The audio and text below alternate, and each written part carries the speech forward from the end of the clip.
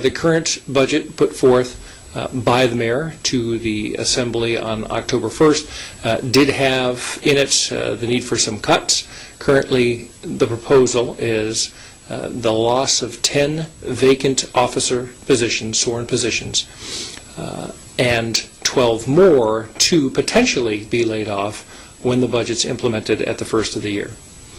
Currently, we've already encountered from understanding that human resource issues, the ebb and flow, the coming and going of employees is dynamic, it's fluid.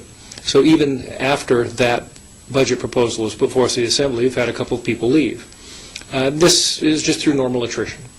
In a given year, typically, we'll lose 15 to 20 employees by way of retirements or potentially people move to other states, especially younger employees who moved to Alaska for the job and then they found out that living in Alaska wasn't their cup of tea and they moved on, or perhaps they came from somewhere else. And so 15 to 20 officers a year is our normal attrition rate. And this is why I say we hope to achieve, if indeed the mayor's proposal ends up being our budget, assuming that is the current scenario, we hope to achieve the savings required to meet that budget without having to lay off anybody, just through this process of normal attrition. We don't know if we can achieve that, and we don't know what the budget will look like at the end of the process, but that's our hope. What does this mean down the road? Well, when you lose then the total of 22 positions, some currently vacant, some currently filled, and the department shrinks by that much. So if you have 22 vacancies at the end of the year, that meets the need to cut the budget by 22 positions, then you don't have to lay anybody off, but at the start of the year with the new budget, you're fully staffed, if you will, by way of attrition. And then you start anew at that point. Currently, there are no academies scheduled for next year within the purview of this budget, though they could be added later through additions to the budget or depending on what attrition occurred. But there would be no need if you are fully staffed, as I mentioned, through this process for an academy in 2011. But it could happen. If it did, it would be likely later in the year. With salary, funded with salary savings of additional vacancies that might occur. The process, though, there is a lag time in filling a sworn position.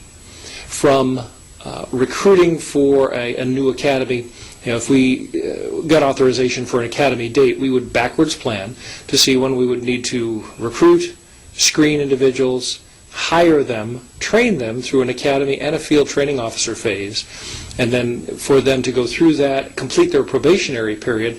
It's an 18-month to 2-year process, depending on how long you have to recruit to fill the academy slots. A long time. So if you, all the while, when you start that process, if it's, say, a 2-year process, with recruitment all the way through to those officers getting cut loose, or that's our term for them being independent officers, well, you still have attrition going on during that time to the total of 15 to 20 a year or 30 to 40 over a 2-year process. That's a lot of staff. And so you're behind the power curve.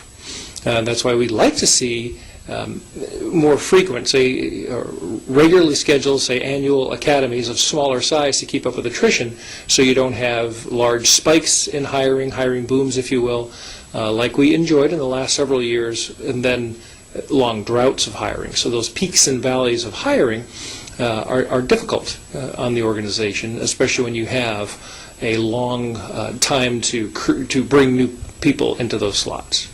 So that's our challenge, and I think it's the same for any police department, probably very similar for any fire department.